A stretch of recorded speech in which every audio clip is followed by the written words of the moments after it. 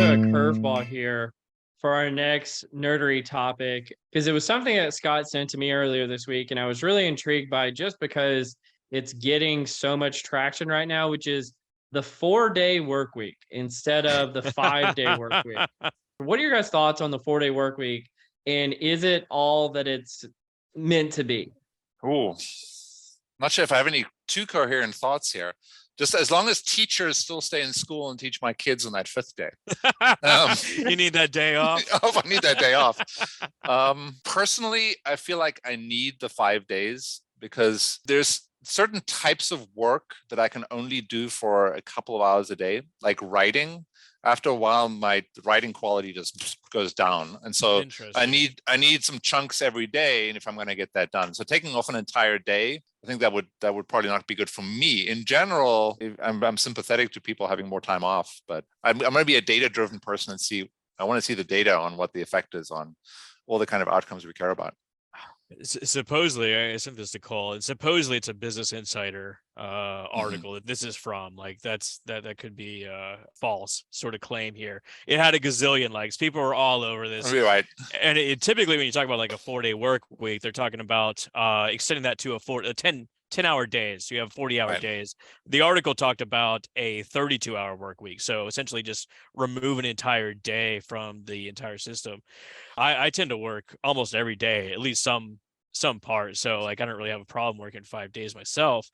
I think it's like another tool in the tool bag in the sense of like, we haven't really explored it that much. Supposedly this article had some research behind it. Don't know how quality of research it was, this sort of thing, but there's ramifications from the business perspective. Like if you're reducing your output by 20%, do you pay the workers 20% less? And what does that mean for everybody? All these sort of things would be, follow-ups to this sort of.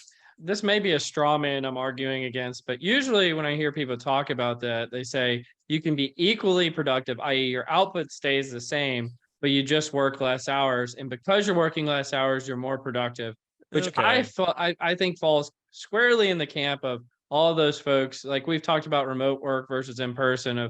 They say, I'm more productive when I work from home. And it's like, well, absolutely. But that's not all of your job.